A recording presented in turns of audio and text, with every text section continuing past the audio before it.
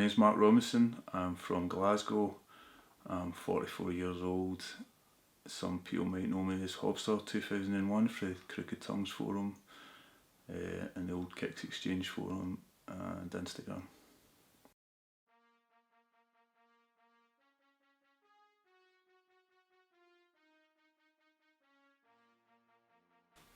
I was probably about 14, 15 years old, and at that time, like, football hooliganism was really kind of kicking off in the UK and stuff, and there was a whole kind of scene around that and a whole fashion scene, and I didn't really want to go to football and I didn't really want to be fighting with people, but I really did want the trainers and the clothes, and it was all about Lacoste and Tishini and Hugo Boss, Marco Polo. Everybody had this stuff.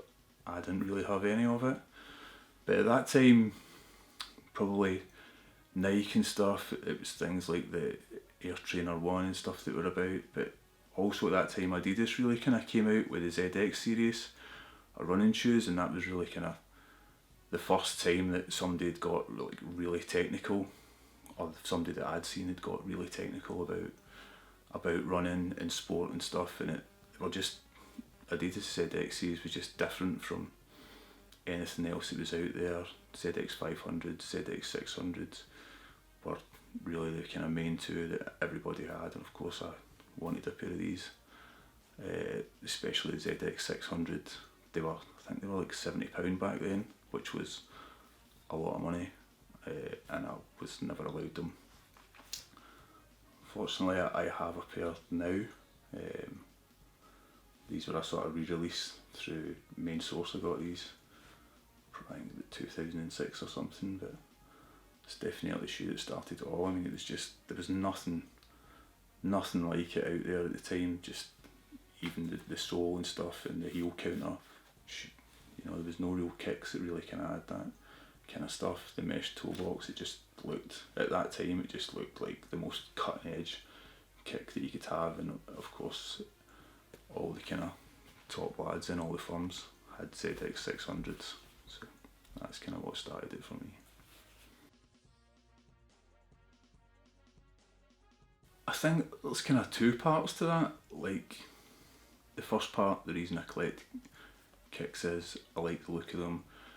I'm a bit obsessive about kind of colour matching. My kicks have to match my t-shirt and stuff, so therefore I need a lot of kicks if I wear a lot of different coloured t-shirts.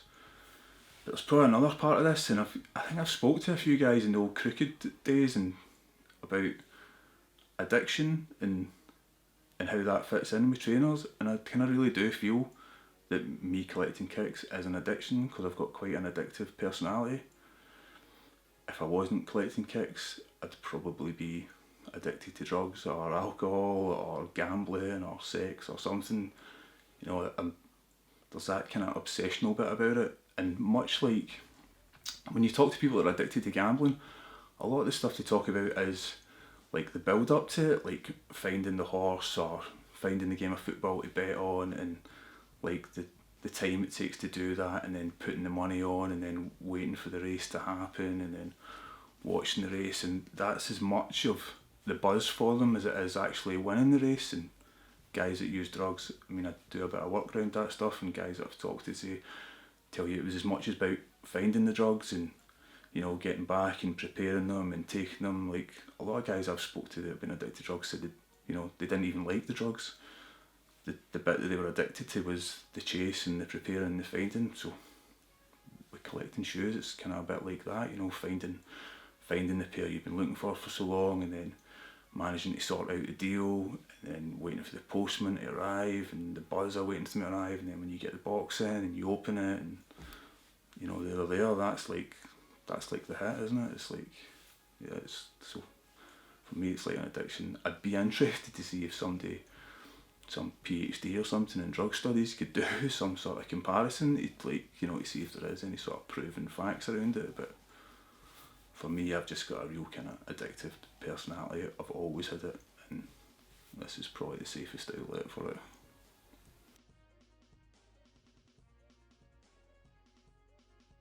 three of my favourite pairs is like really difficult, and this has changed several times since we spoke about doing this, and it's probably even changed since I've been in your house even. But I'm going to go first with the 1500 Chosen Few from Hannon.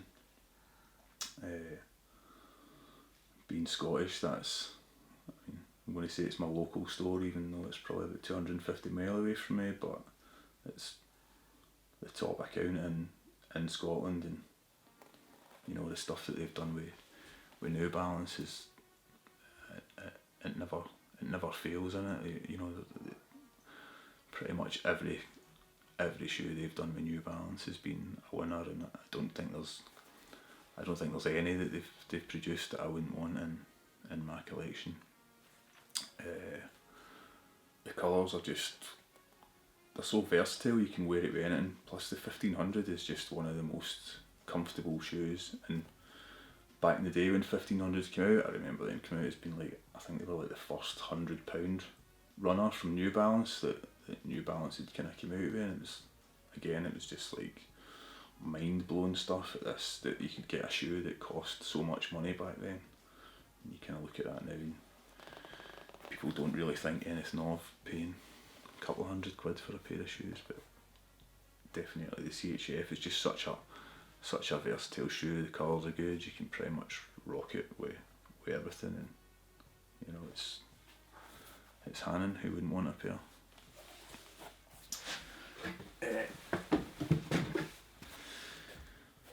Next I'm going to go with the 998 Green Label Relaxing. I picked these up in Hong Kong from a guy called Nicky Young, who's he's got a pretty insane New Balance collection. He's on Instagram, he's a really nice guy. And, I'd spoke to him through Instagram a couple of times, and I was going to Hong Kong anyway, and I kind of hooked up with him, and he brought these shoes, and I spent a bit of time with him. We kind of had a wee blether, walked about, took some pictures and stuff, and I eventually talked him into selling me these. These are, I don't know anybody else, I've got pretty big feet, I'm a size 10.5, 11 UK. I don't know too many other people that have got a pair of these, because they were Asia made and Asia release, then they didn't make too many big sizes. So I don't know many people that have got a pair of these. The purple is just crazy, insane purple. I hear guys like Thomas and Rob talk all the time about New Balance and New Balance grey, and nobody does grey trainers like New Balance, but for me, New Balance, nobody does purple like New Balance. It's like, you look at Tassie Devils, the purple in that, it's insanely good. You know, the purple in this is just incredible. I'd do bad things to have another pair of these, because these are quite delicate at the moment. I still wear them, and I wear them quite a lot, because I'm like, they're going to die one day, you know, they may as well die getting a fair bit of use out of them. But these are definitely in my top three.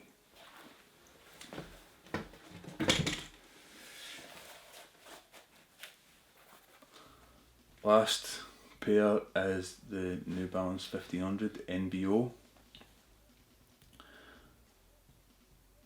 And as I said, I did debate for long and hard, and even when I was driving down here it changed several times, but the material on these is unbelievable. It's, you know, the suede is incredibly soft. It's like nothing you've ever felt.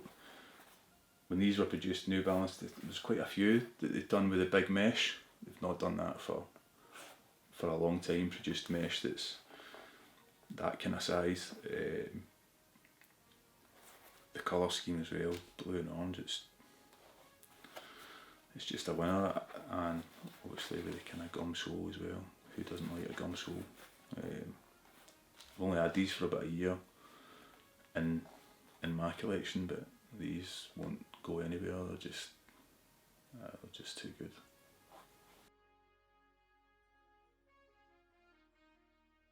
That is an insanely cruel question. I don't. Rock, I would probably say the CHF just because it's so versatile and it's Hannon and it's my local, and yeah, I mean I could probably replace them easier than the NBO, but I couldn't give them away and I couldn't burn them, so I'd have to, it's got to be rock the CHF. I'd burn the 998 GL just because of the condition they're in. They're not going to last forever. That could be seen as euthanasia maybe for a shoe. So that is the only reason that I would burn them, because they are insanely good and impossible to find in my size.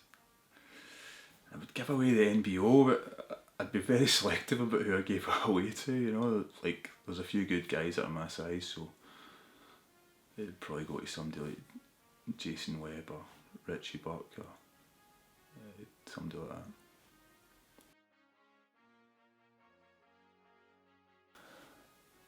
I would grab these in a fire, 577 Wiggins, again, another Hannon collab. I got these when they released. They're number 11 of 120, and I wear them a lot. You know, I even remember when I got them when they released. I think I bought these about a week after they actually came out, and they were still online. You just don't get that these days. They kind of remind me of a better time. These have been all over the world with me. I actually walked up Table Mountain in these, not on purpose. When I went to Table Mountain in South Africa, I went to get the chairlift up, but because it was so windy it was off, and it was my only opportunity to go, so I walked up to the top of Table Mountain wearing these and took some pictures at the top. They've been to the Great Wall of China as well. I had some good pictures there, so I'm not precious about them. I'd never give them away. I'd never burn them, and I'll never sell them. And I would, you know, there's not many pairs of these in UK 11 were even produced. You know, I think it's probably about 3 or 4 maybe in the world, and I've had all sorts of people ask to buy these off me and try and trade things, and I'd never give them up. They're just too versatile, too good, and these are getting saved.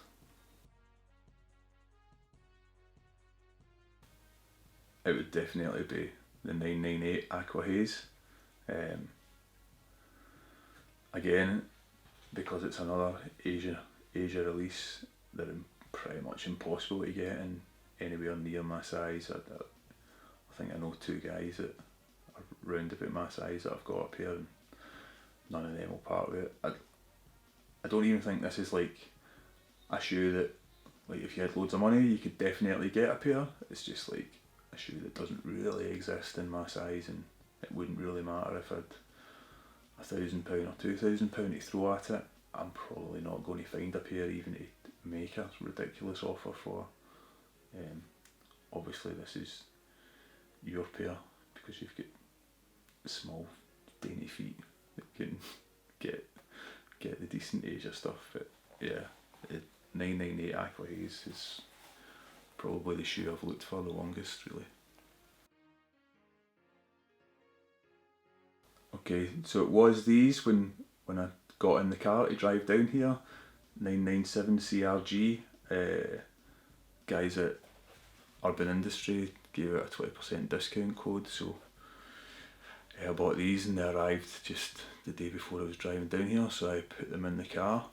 But on the way down here, obviously I couldn't make it all the way to Wolverhampton without stopping at the New Balance outlet, and I bought a pair of 990s in the New Balance outlet, which again, just another amazing American made model. So I thought these were my latest pickup, but then my girl Nick contacted me this morning and told me she'd managed to pick up the J. Crew Asics Gel Light 3 when she was in New York. So that's now my latest pickup, although I don't have it in hand. She apparently walked 106 blocks in a small taxi ride, and she's only told me that twice. I don't think she'll tell me that again. I don't think she'll mention that again, will she? No, well, that's it, my latest pickup. obviously being Glaswegian, we actually think that we invented New Balance. I know we didn't, but you know, obviously being Glaswegian, we've got a big connection with New Balance, whether that's from the guys for New Balance Gallery, what they've got going on or whatever, but yeah, New Balance is definitely my favourite brand. And I only really brought these to stunt a wee bit because the 576 CT01 was a collab New Balance did with Crooked Tongues, and there was only 50 pairs made, and there was only 3 pair of size 11s, and this is my pair of size 11s, and the only pair of size 11s left in the world that are totally dead stock, because I know the 2 other guys that have got the other size 11s and they've both wore theirs, so yeah, I only really brought these to stunt a wee bit. Where do you start with the social media thing? It's, you know, it's the greatest thing ever, it's also the worst thing ever.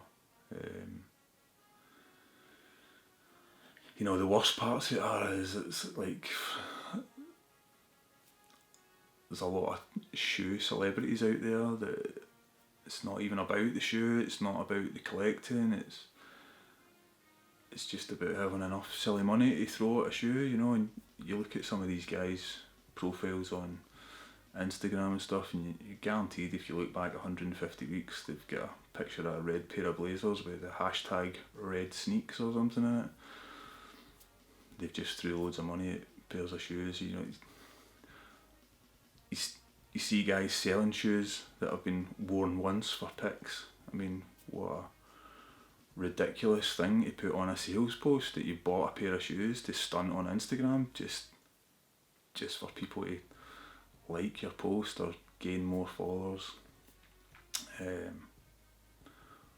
That's probably about the worst thing, but you know, equally the great things about it is it makes the world a smaller place. It connects us all. I've got a great kind of group of friends in Glasgow now that are all lads that are into kicks. We all met through Instagram.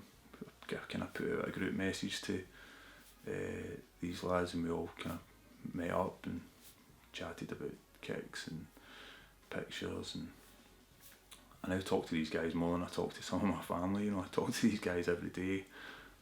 We meet up probably every week, go out for dinner, go and take pictures, go for a beer, blah blah blah. And it's, you know, we've got our own kind of Instagram page where we kind of put in pictures that we've taken when we're out, G1 runners.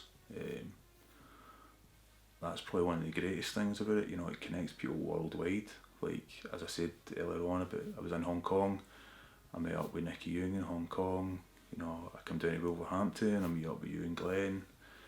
I pretty much think through social media and, you know, this kind of shared passion and shared obsession that we have for kicks, there's probably every major city in the country you could go to, and you know there'd be somebody there that you could go out for a bite to eat with, have a drink with, go and just chat about kicks, you know. And I kind of watched the guys in Hong Kong. This really kind of influenced me. The guys in Hong Kong had this whole kind of amazing social scene going, the Hong Kong Sneaker Gallery, and they used to meet up and take pictures and all, show off what kicks they'd bought, and it kind of really influenced me how welcoming these guys were. And you used to see other folk that would turn up in Hong Kong and these guys would take them out, and you know, I thought, this happens kind of everywhere and we don't really kind of recognise it.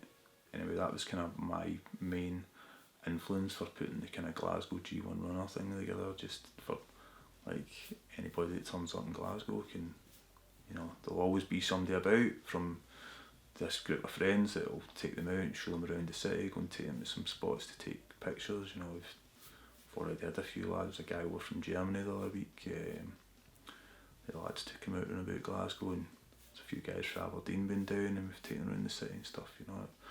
That's probably one of the greatest things about social media, you know what I mean, that it makes the country, it makes the world a smaller place and puts people in touch with like-minded people, you know. Like, I can't go out with guys I grew up with and talk about kicks because they'll be bored after 5 minutes, and you know, they just keep referring to me as gutties, which kind of annoys me a bit. So you know, social media is a curse and a blessing at the same time, but I'd probably think for me there's been more positive in it, and there's been more good came out of it, you know, cause guys stunting on Instagram and stuff, I can leave that behind, you know what I mean? It's not anybody I'm going to want to spend any time with. But the other stuff, the friends I've made, you know, in the places I've been in, cities I've been in, made friends there, you know, that's a pretty amazing thing that I don't know if you would get that through anything else. Like, I don't know if there's guys that collect Pokemon that go to other cities and do the stuff that we do, but you know, this seems to bring people together and good people together. And overrated pairs, I've never really been a big fan of Kith collabs, and Ronnie, like, I kind of feel he's totally overrated. I get that he's pulled out some great shoes like the Volcano and the Flamingo.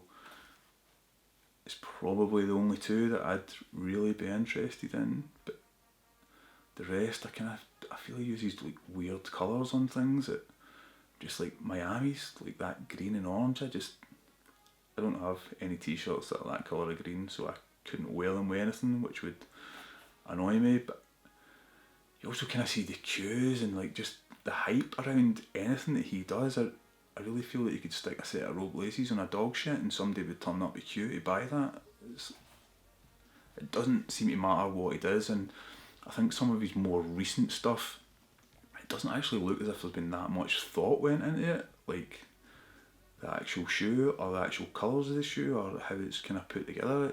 It just seems like he knows he's going to sell everything. He knows there's going to be a queue out the door if he releases a pair of Asics with a pair of rope laces in.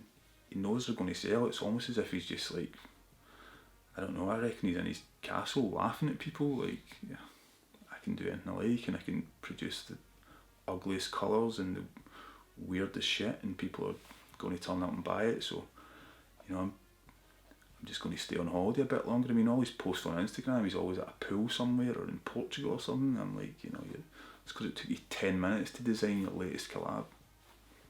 So I'm not a big fan of Ronnie. Underrated, I'm probably going to go with the 1500 Star Cow. When these came out, I bought 3 pair. I bought a pair at Star Cow, a pair at Han, and a pair at Foot Patrol. The colourway I just thought was absolutely amazing, stunning. The materials are really good. I know people get off on the shape about how it's not the old shape. There's nothing really you can do about that now. Just the colour matching in these, the way they're put together and the time that they kind of released was just, I just thought that's going to be an amazing shoe for the autumn.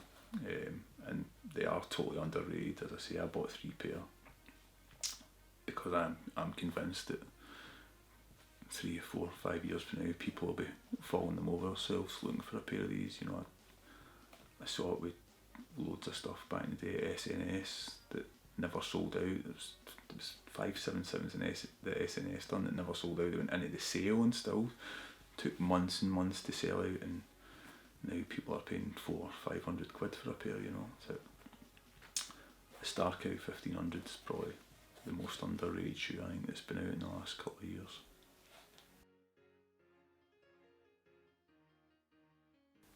The last pair I wore was the Foot Patrol Gel Light 3 Squads.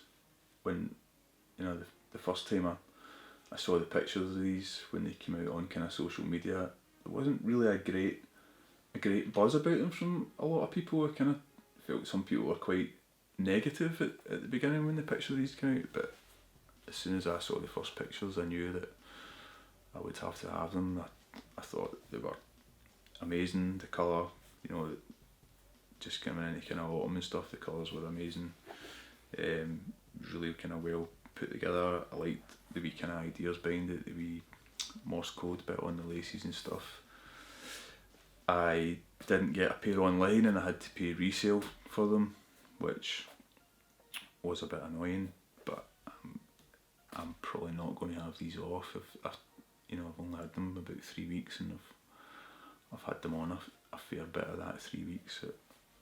I had them on yesterday took them I was in China a couple of weeks ago, and I took them to China, to Shanghai, and took a couple of pictures around the place. It just, for me, so far with all the ASICs that I've dropped for the anniversary, this has been the best pair. Don't know if it'll stay the best pair once the Hanon pair come out, but it's certainly been for me, it's been the only one that I've bought from the anniversary. It's been the only one that I've really thought that it was spot on, but aye, top pair.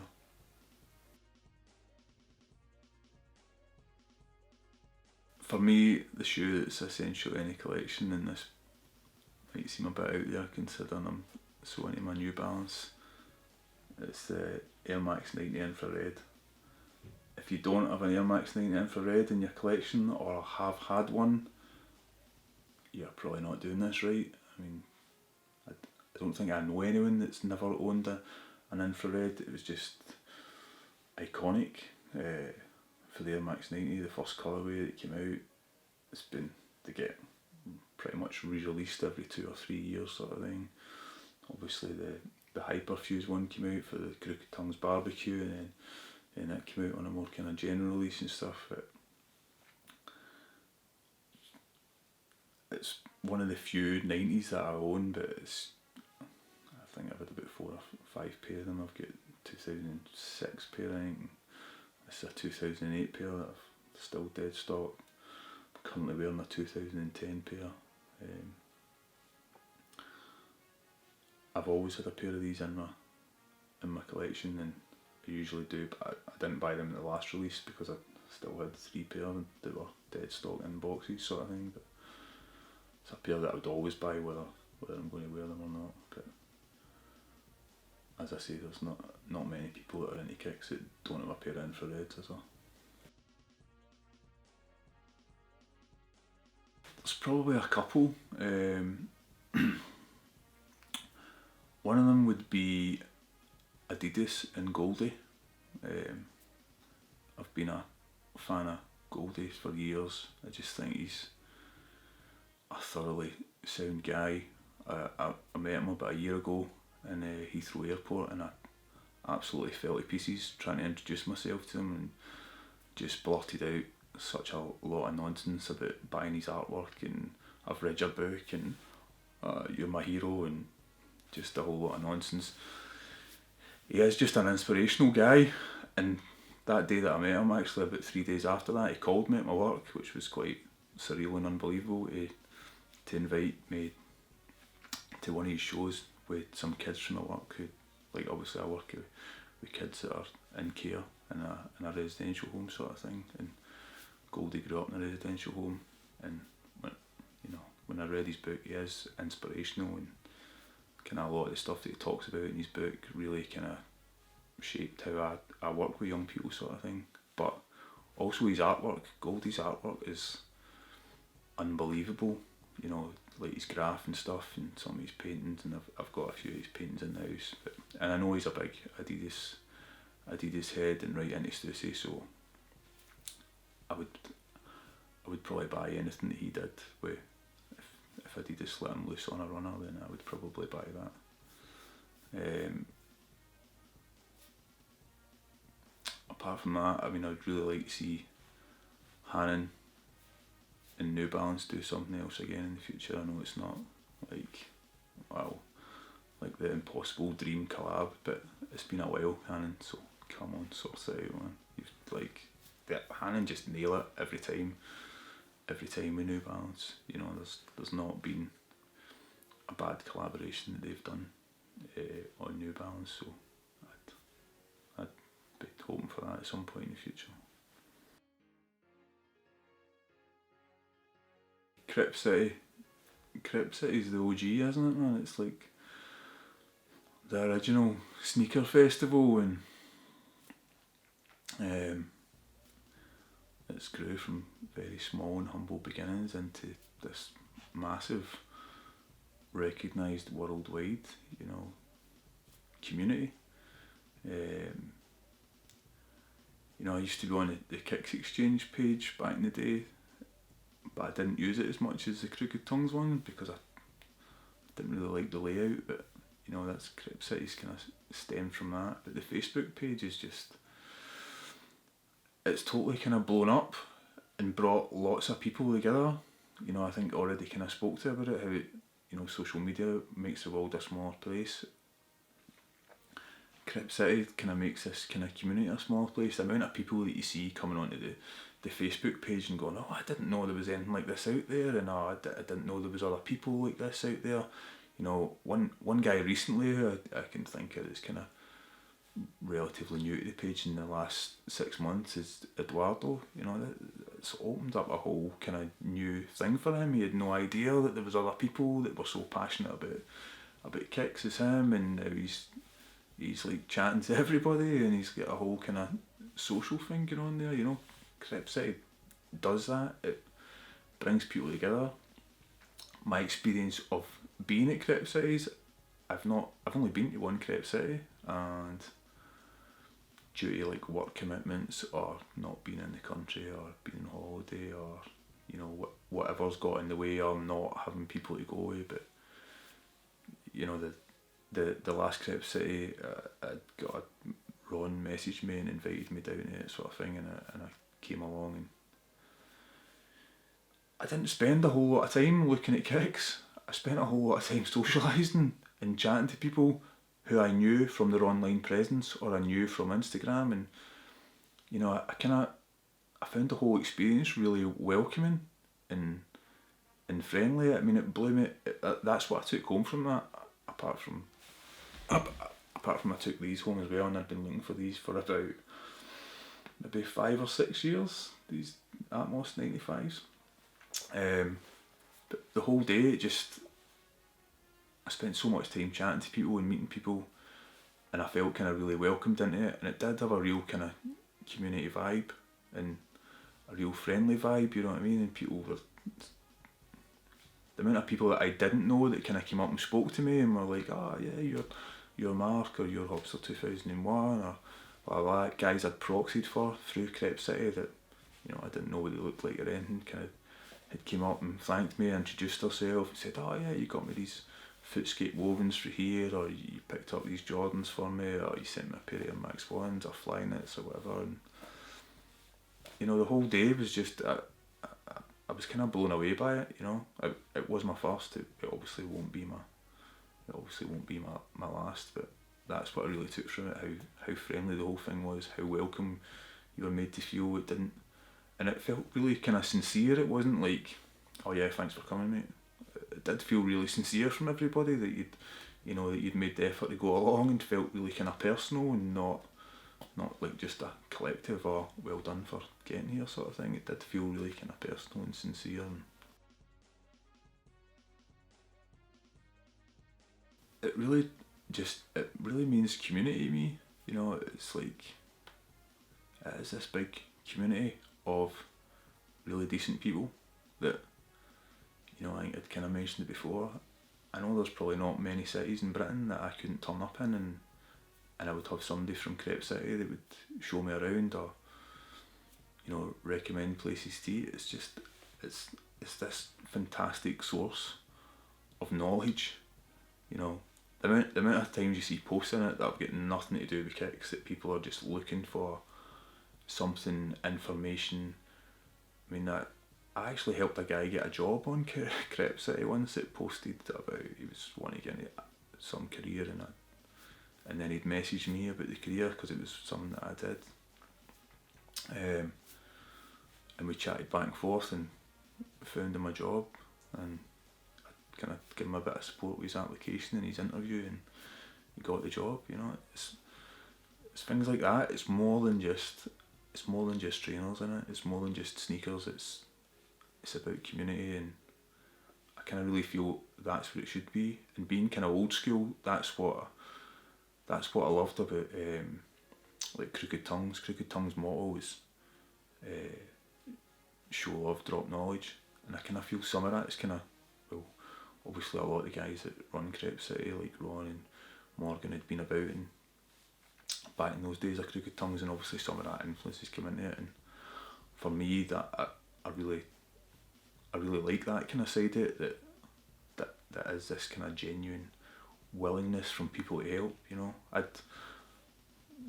probably need to get this in as well. I'd posted up recently about coming down to London, where I was taking the kids from my work down to London, and I'd posted up recently about going there, and I was trying to do it on a budget, and you know, I had all sorts of people recommending places to go and eat, and places to, I even had a guy like message me and offer to get me a hotel in London at his staff discount rate. You know, I didn't even know this guy, I didn't really even recognise him from the page or anything, but just thought that is kind of the power of this great community we're in.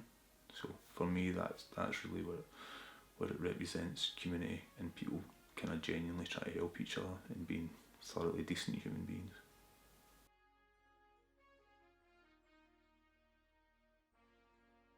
The one thing that I would change is maybe Kanye never been born. Like, I think that would have done so much good for the community, and we would have never seen Yeezys. And you know, I didn't really want to rant too much about Yeezys because everybody has had a go at Yeezys, but I mean, I think as a human being, he's not a very nice guy. I don't really give a monkey's about his music. His shoe design's just bad, and I know a lot of people are like, oh yeah, Nike were terrible, but the Adidas ones are great and blah blah. They're not. There's nothing good about them. They look like slippers or something. I'm not on it. So, you know, and everything that he touches, I fear that he starts wearing New Balance. That's my biggest fear. So if I could take one thing out of the sneaker culture, it would be him before he starts wearing 1500s and ruins them.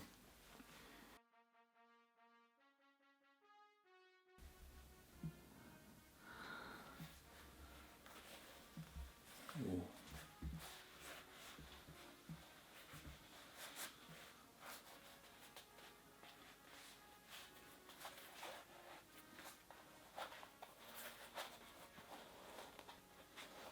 Oh, it's a gel-free.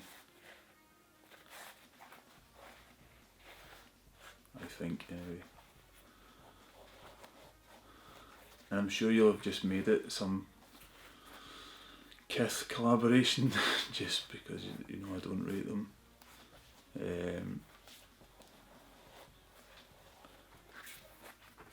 I'm going to say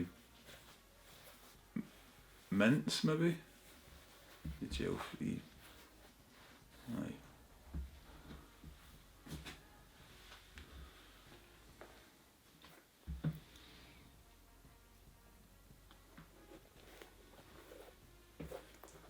Well, it's pretty heavy.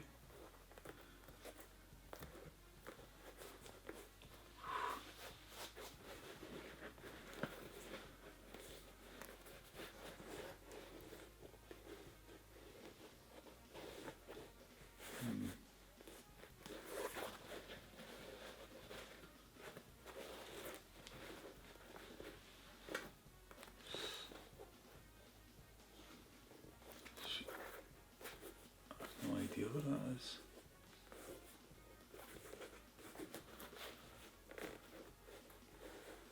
Is it some sort of Jordan, maybe?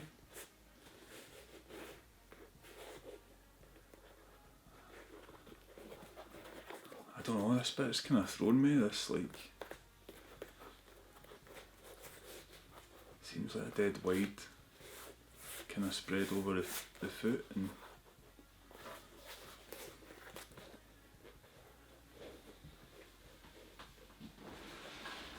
nah, is it Puma? I don't know. Too hard. I don't even know what that is. No idea.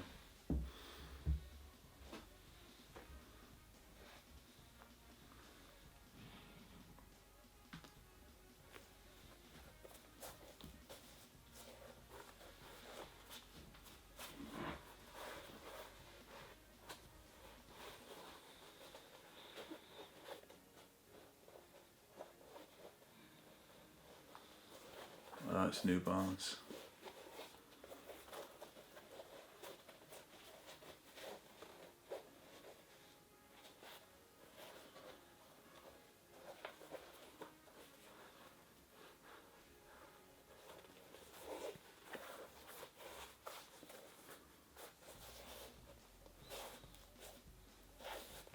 I don't, is that a 999 or something? Like, it seems quite, the toe seems quite,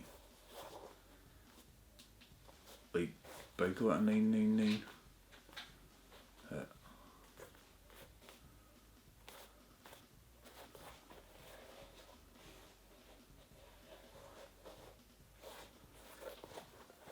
I don't have New Balance 999.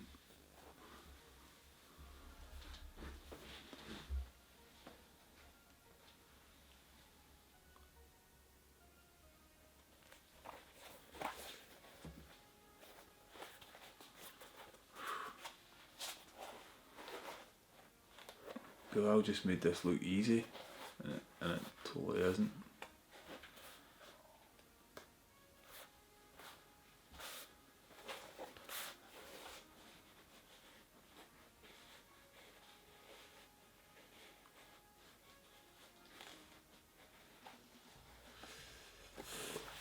Oh, the,